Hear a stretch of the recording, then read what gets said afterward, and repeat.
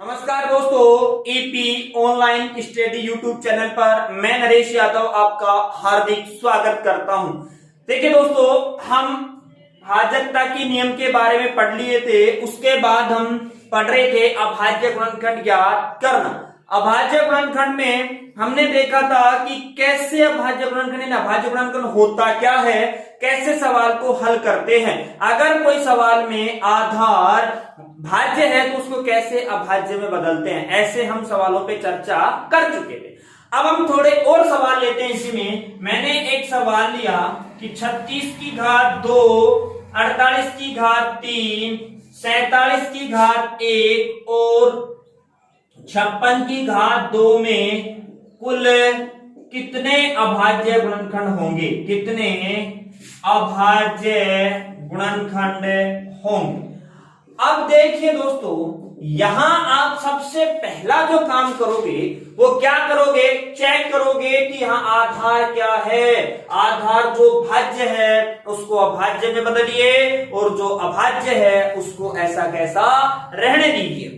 अब यहां देखा आपने 36 क्या है, भाज्य है। इसको आप अभाज्य में बदलिए। जब इसको आप अभाज्य में बदलेंगे, अब देखिए अगर आपको ऐसे मन में टुकड़ा या तुरंत टुकड़ा करना नहीं आता है तो आप क्या करेंगे, इस 36 के टुकड़े ऐसे जैसे पहले आप भाग लगाते थे वैसे आराम से इसको समझिए।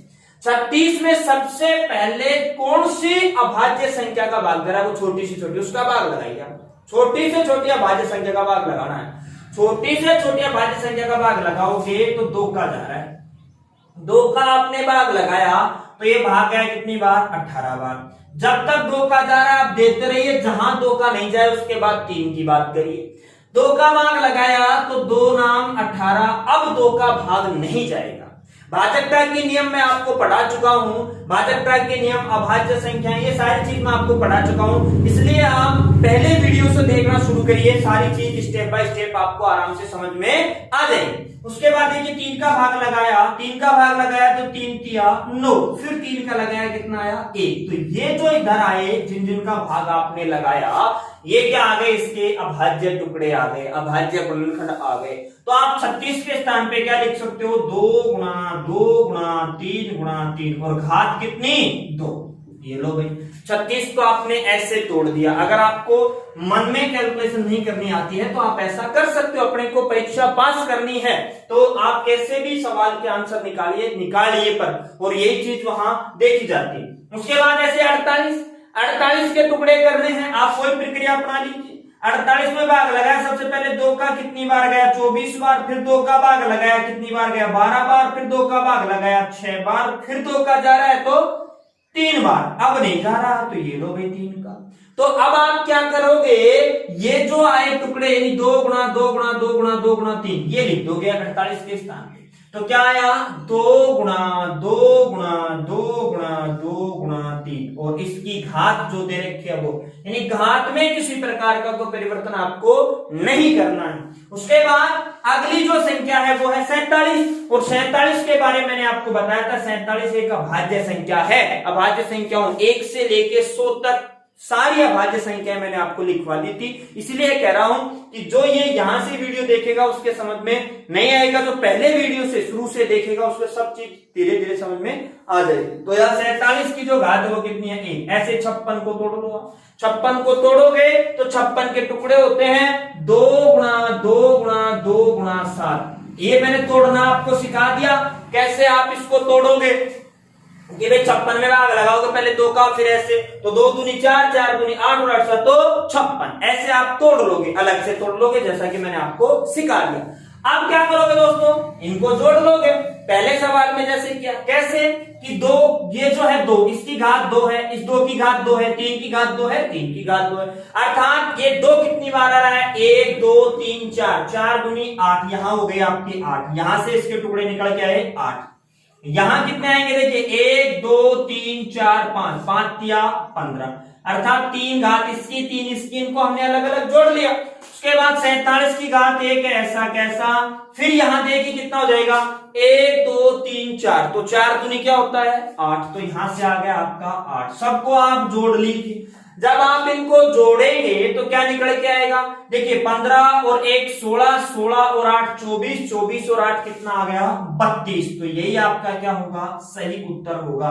अर्थात इस सवाल में कितने अभाज्य गुणनखंड होंगे, 32 होंगे। मैंने तोड़ना आपको बता दिया, 36 को कैसे तोड़ोगे, ये तोड़ोगे, 48 को ये तोड़ोगे, 47 अभाज्य है, इसको नहीं तोड़ना है, 56 को ये तोड़ोगे और सबकी घात आप जोड़ लोगे, आपका उत्तर आ जाएगा। एक उदाहरण और लेते हैं, उसके बाद अगली टाइप पे पढ़ेंगे। अभाज्य गुणनखंड इतनी है लेकिन है बहुत काम की दोस्तों, ध्यान रखना, है छोटी टाइप लेकिन काम की बहुत है। तो यहां देखिए एक सवाल और लेते हैं। मैंने एक सवाल लिया 108 की घात 2 गुणा 53 की घात 3 गुणा 12 की घात 2 गुणा 27 की घात 3 में कुल कितने अभाज्य गुणनखंड होंगे।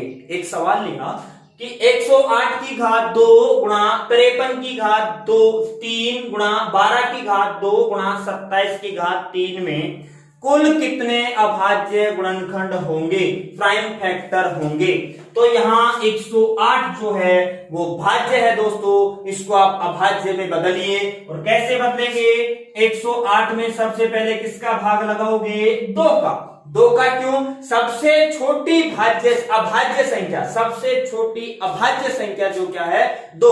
परीक्षा में सवाल भी पूछा गया था, मैंने डिस्कस भी किया था कि सबसे छोटी भाज्य संख्या की बात कर ले तो आएगा 4 और सबसे छोटी अभाज्य संख्या की बात कर ले तो आएगा 2। तो यहां सबसे छोटी अभाज्य संख्या 2, तो 2 का भाग आपने लगाया तो 2 पंजा 10 और 2 चौका 8। फिर आप 2 का जा रहा है लगाओ, 2 का दोगे तो 27 बार जाएगा, 27 दूनी 54। अब देखिए 2 का भाग जा रहा है क्या, नहीं जा रहा। अब आप किसका लगाओगे, 3 का। अगर 3 का नहीं जाता तो 5 का, तो 3 का लगाया तो 9 तिया 27। फिर 3 का जा रहा है 3 तिया 9 और दोस्तों फिर 3 का जा रहा है 1 बार। अब यहां इस 108 के जो टुकड़े हो गए वो हो गए आपके 2 गुणा 2 गुणा 3 गुणा 3 गुणा 3 और क्या घात है 2। ऐसा कैसा इसको लिख दिया। उसके बाद दोस्तों बात करें 53 की। 53 क्या है, एक अभाज्य संख्या है। इसके बारे में मैंने आपको बता दिया, लिखवा भी दिया था कि ये अभाज्य संख्या कौन कौन सी, 1 से 100 तक। 53 जो है उसकी घात 3, ऐसा कैसा 12 भाज्य है। इसको तोड़ लीजिए, क्या तोड़ोगे, 2 दूनी 4 और 2 गुणा 3, 2 दूनी 4 और 4 तिया 12। तो यहां लिख दिया आपने क्या, 2 गुणा 3 और घात कितनी 2।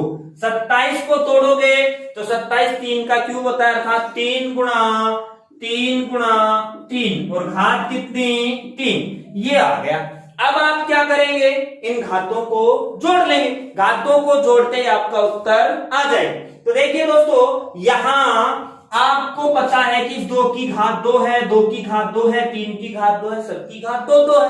तो कितनी बार आया, 1 2 3 4 5, तो 5 दूनी 10, यहां से तो निकल के आ गया 10। 53 की घात कितनी 3, ये ऐसा का ऐसा। फिर उसके बाद देखिए 1 2 3, 3 दूनी 6, यहां से निकल के आएगा 1 2 3, 3 की घात 3, तो 3 तिया 9। उसके बाद इन सबको जोड़ोगे तो ये कितना आएगा, 10 और 3 13, 13 और 6 19, 19 और 9 28 और यही आपका क्या होगा, आंसर होगा दोस्तों। तो यहां से उत्तर निकल के क्या आ गया, 28 उत्तर निकल के आ गया, जो इसमें कुल अभाज्य संख्या कितनी है 28। बहुत ही आसान सवाल है और बहुत ही इंपॉर्टेंट सवाल है, आसान भी है और इंपॉर्टेंट यानी महत्वपूर्ण सवाल भी है। तो ये अभाज्य गुणनखंड ज्ञात करना था।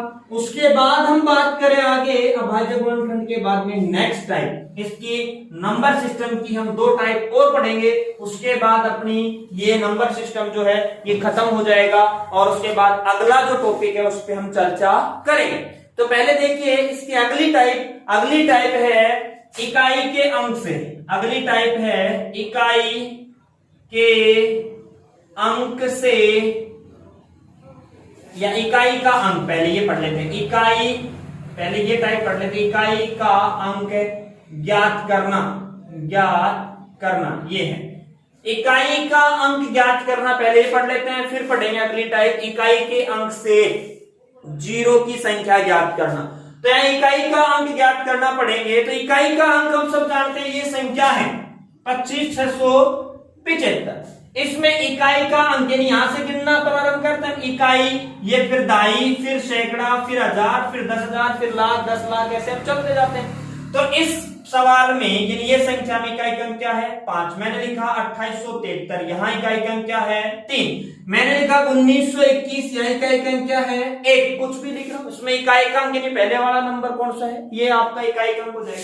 तो इकाई का अंक ज्ञात करना हम पढ़ रहे हैं। तो इकाई का अंक अब देखिए कैसे, जैसे एक सवाल से शुरू करते हैं। सवाल लिया मैंने 28 गुणा 53 गुणा 16 गुणा 21 में इकाई का अंक क्या होगा, इकाई का अंक क्या होगा, ये सवाल ले लिया दोस्तों मैंने।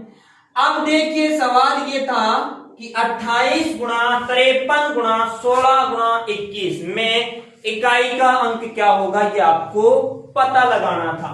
इकाई का अंक क्या होगा दोस्तों, देखिए अब यहां आपको 28 गुणा 53 गुणा 16 गुणा 21 ये नहीं करना है। अगर आप ये करना बैठ गए, पूरी संख्याओं को गुणा करने बैठ गए, तो आपका सवाल हल नहीं होगा। आपको करना क्या है, आपको चाहिए इकाई का अंक। तो यहां से आप इकाई का अंक उठा लीजिए। इकाई का अंक की संख्या में क्या है 8, इसको आपने उठा लिया।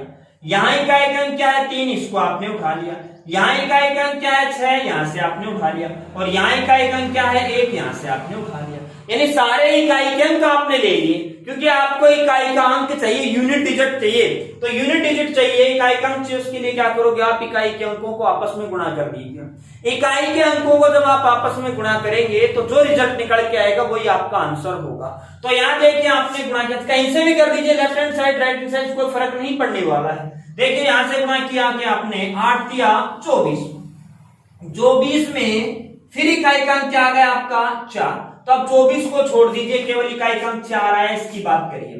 4 को फिर किससे गुणा करोगे 6 से, 4 को 6 से गुणा करोगे तो फिर 4 6 की 24 क्या निकल के आया 4, फिर 4 निकल के आया तो 4 को गुणा किससे करोगे, अगला है क्या 1, तो 4 एकम 4, इकाई का अंक क्या आ गया 4। आपको हर बार क्या करना है, इकाई के अंक को इकाई के अंक से गुणा करना है। गुणा करने के बाद यदि कोई संख्या आ जाती है तो संख्या को छोड़ दो और फिर जो इकाई का अंक है उसको ले लो, यानी इकाई के अंक को इकाई के अंक से हम गुणा करते चले जाएंगे। तो यहां देखिए इकाई का अंक आपके पास क्या आया 4। दोबारा देखिए इसको, आपको इकाई के अंक चाहिए तो यहां से आपने गुणा किया 8 दिया 24, 24 में इकाई का अंक 4, फिर 4 6 की 24, 24 में फिर इकाई का अंक क्या आया 4, और फिर यहाँ 1 तो 4 एकम 4, यानी आपका आंसर क्या आ गया 4। तो यही आपका उत्तर। आसान सा सवाल, इकाई का अंक, इकाई के अंक में आपको करना क्या, इकाई के अंक को इकाई के अंक से गुणा करना है। अगला देखिए और बात करें हम इसमें, अगला सवाल मैंने लिया, थोड़े बड़े सवाल भी हम लेंगे और पहले छोटे से शुरू करते हैं। अगला सवाल जो हमने लिया, मैंने लिया 28 गुणा 53 गुणा 26 गुणा 55, ये ले लिया। और मैं इसमें पूछ रहा हूं आपसे कि इकाई का अंक क्या होगा। इकाई का अंक इसमें, जिसने इसको ध्यान से पढ़ लिया वो देखते बता देगा कि साहब इसमें इकाई का अंक क्या होगा। महज 1 से 2 सेकंड इसमें लगेंगे, ज्यादा समय इसमें नहीं लगेगा। देखिए इसको क्या करना है, इकाई का अंक उठाना, इकाई का अंक क्या है 8, यहां से आपने 8 उठा लिया, ये लो साहब, यहां से क्या उठा लिया 3, यहां से क्या उठा लिया 6, और यहां से क्या उठा लिया 5। कहीं से भी शुरू कर दीजिए, आपको फर्क नहीं पड़ने वाला, उत्तर वही आना है जो आना था। यहां से मैं शुरू करता हूं, 8 दिया 24 क्या आया 4, 4 को 6 से गुणा किया वही 6 चौका 24 क्या आया 4, 4 को 5 से गुणा किया 5 चौक 20 क्या आया 0। इकाई का अंक क्या आ गया दोस्तों 0 आ गया। यहां से शुरू कर रहे थे आप तो 8 दिया 24 4 आ गया, 6 चौका 24 फिर 4 आ गया, 4 पंजा 20 क्या आ गया 0, 0 ही आना है। कहीं से भी आप शुरू कर देना, अगर आप यहां से शुरू कर रहे हो तो भी देखिए 0 रहेगा। कैसे, यहां से शुरू करते हो तो 6 पंजा 30 और 30 में क्या आ गया 0। अब आगे आपको जाने की जरूरत ही नहीं है। क्यों नहीं है, क्योंकि हम सब जानते हैं कि किसी भी संख्या को 0 से गुणा करते हैं तो वो 0 ही हो जाती है, यानी 0 प्राप्त होता है। तो यहां से आपके पास 0 आ गया, अब आगे जाने की जरूरत है नहीं, ये सबको 0 कर देगा। तो सबको 0 कर देगा, जिसमें इकाई का अंक क्या आ गया दोस्तों 0। अब अगर आपको थोड़ा सा भी ध्यान है, थोड़ा सा भी आप दिमाग लगा के सवाल को देखोगे तो क्या देखोगे कि यहाँ का एक अंक 5 है, यहाँ का एक अंक क्या है 6, 6 पंजा 30, क्या आ गया 0। ये रामायण करने की आपको कतई जरूरत नहीं है। तो कोई भी सवाल जो है, आसान सवाल जो आपको लगे उसको एक बार अच्छे से देख लेना और अच्छे से देखने के बाद फिर इसका आंसर प्राप्त करना। तो यहाँ 6 पंजा 30, इकाई का अंक 0, ऑप्शन में आपको 0 कहीं ना कहीं मिलेगा, वही आपका क्या होगा उत्तर होगा दोस्तों।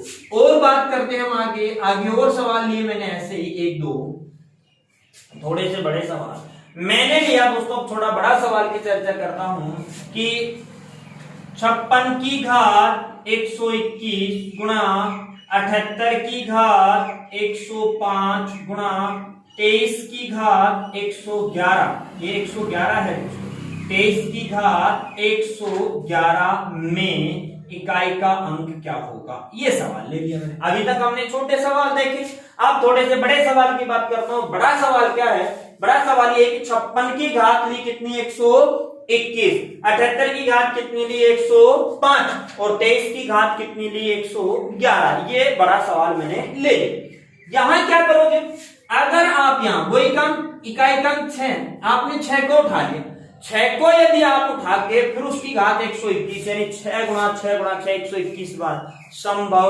नहीं है। परीक्षा में बहुत ज्यादा समय लग जाएगा ऐसा काम करने। तो आपको करना क्या है, यहां भी ऐसे 8 मान लो 8 घात 105, ये तो 121 था, मैं 1021 5,51,000 कुछ भी लिख सकता था। अगर आप घात गिनने बैठ गए, घातों से कैलकुलेशन करने बैठ गए तो आपका सही उत्तर प्राप्त नहीं होगा। तो देखिए क्या करोगे, यहां सबसे पहला काम कि जो घात है उसमें 4 का भाग लगा दो। घात में 4 का भाग लगाने के बाद जो शेष बचता है वो इस संख्या की घात लिख दो। किसका भाग लगाओगे 4 का, और 4 का भाग लगाने के बाद जो शेष बचता है, शेष वाले को लेना है यहाँ, जो शेष बचता है वो उस संख्या की घात लिख दो। अब यहाँ 121 है तो आप 121 में भाग लगाने बैठ रहे हो तो गलती कर रहे हो। कैसे, क्योंकि मैंने आपको भाजकता के नियम पढ़ा दिए थे कि भाजकता के नियम क्या होते हैं कि अंतिम 2 अंकों में यदि 4 का भाग जाता है तो संख्या में 4 का पूरा भाग जाएगा। तो यहाँ अंतिम 2 अंक क्या है 21, तो 21 में लगा दो ना, 121 में भाग लगाने की जरूरत ही नहीं है। तो आपने 21 में भाग लगाया किसका 4 का, तो 21 में 4 का भाग चला गया, 5 चौक 20, 5 बार पूरा चला गया, शेष क्या बच गया 1। 21 में जब आप 4 का भाग लगा रहे हो तो शेष क्या बचेगा 1 बचेगा। तो यहाँ आप 6 की घात, इकाई का अंक उठाना है, 6 की घात 1 ले लिया साहब, ये लो। यहाँ से इकाई का अंक 8 है, यहाँ देखिए 0.5 है, 0.5 में जब आप 4 का भाग लगाओगे तो 4 एकम 4, एक बार पूरा गया, शेष क्या बचा 1 को आपने लिख दिया। उसके बाद 3 है, 3 में 3 की घात 111 यानी 11, 11 में भाग लगाओगे तो 4 दूनी 8, कितना शेष बचा 3। यानी अब सवाल क्या हो गया छोटा हो गया, जो आपने लिख दिया। यहां क्या करोगे 6 की घात 1 का मतलब 6 होता है, 8 की घात 1 का मतलब 8 होता है, 3 की घात 3 का मतलब 27 और 27 में इकाई का अंक क्या आया 7। अब ये सवाल बन गया, इसको तो हमें करना ही पड़ेगा। इसको आप करोगे तो 8 से की 48, 48 में क्या आया 8 और 8 को 7 से गुणा करोगे तो 7 को 8 56 यानी इकाई का अंक क्या आया दोस्तों 6। ये आपका क्या होगा उत्तर, इकाई का अंक क्या आया 6। दोबारा देखिए इसको, सवाल था 56 की घात 121, 78 की घात 105 और 23 की घात 111। इसमें हमें भाग लगाना है, किसमें घात में। क्यों लगाना है, क्योंकि इकाई का अंक चाहिए, और इकाई का अंक चाहिए तो सवाल जो है बहुत बड़ा हो गया।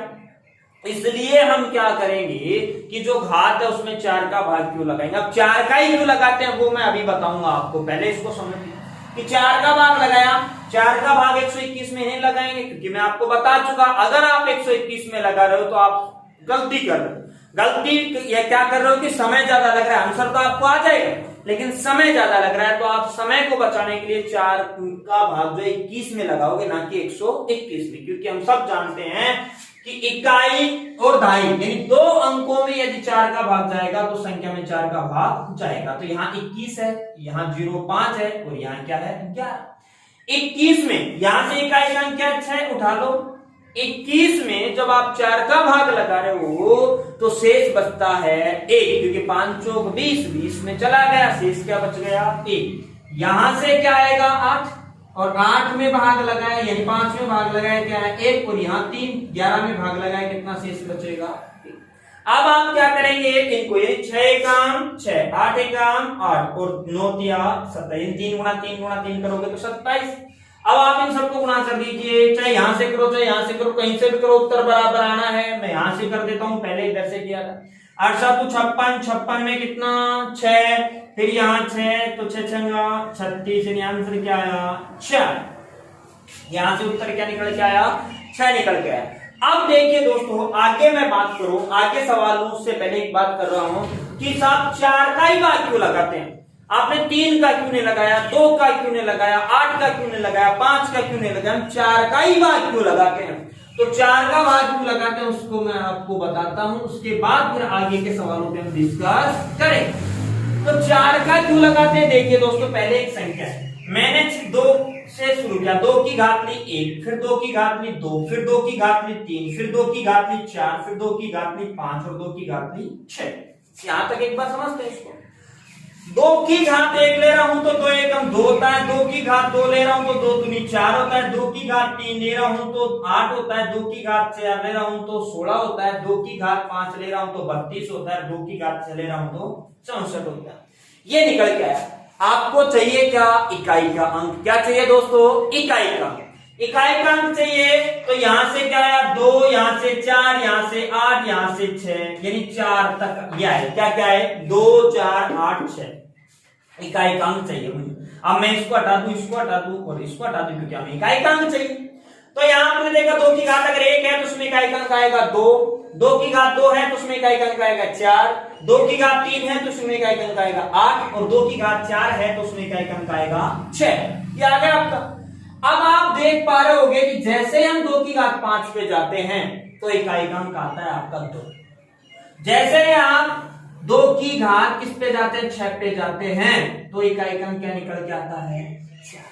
यहां आप क्या महसूस कर रहे होगे, क्या देख पा रहे होगे कि जो 2 की घात 5 में इकाई का अंक था वही 2 की घात 1 में इकाई का अंक है, जो 2 की घात 6 में इकाई का अंक है वही 2 की घात 2 में इकाई का अंक है। अगर आप 2 की घात 7 करोगे तो आएगा 128, यानी यहाँ इकाई का अंक क्या आ गया। तो यहां आप 2 की घात 3 में जो इकाई का अंक था वही 2 की घात किसमें है 7 में है। इसका मतलब एक बात समझ में आई होगी आपके कि जैसे ही हम 4 से ऊपर जाते हैं तो इकाई के अंकों की पुनरावृत्ति शुरू हो जाती है। यहां 2 की घात 2 में 2 की घात 1 में 2, 4 में 2 में 4, 3 में 8, 6 में 6, उसके बाद देखिए फिर 2 4 6 8 ऐसे आ रहे हैं, ठीक है 8, फिर इसके बाद क्या आएगा 6, इसके बाद फिर वापस 2 8 6 ऐसे आएंगे। तो यहां क्या देखा आपने कि जैसे ही हम 4 के बाद जाते हैं तो अंकों की पुनरावृत्ति शुरू हो जाती है, इसलिए हम उस संख्या में 4 का भाग लगाते हैं। समझ में आ गई होगी बात, 4 का भाग क्यों लगाते हैं। 4 का भाग इसलिए लगाते हैं कि 4 के बाद हम जाते हैं तो उसमें संख्या के इकाई के अंकों की पुनरावृत्ति शुरू हो जाती है, इसलिए प्यारे दोस्तों हम घात में 4 का भाग लगाते हैं। अगली बात आगे की बात करेंगे हम अगली क्लास में। धन्यवाद दोस्तों।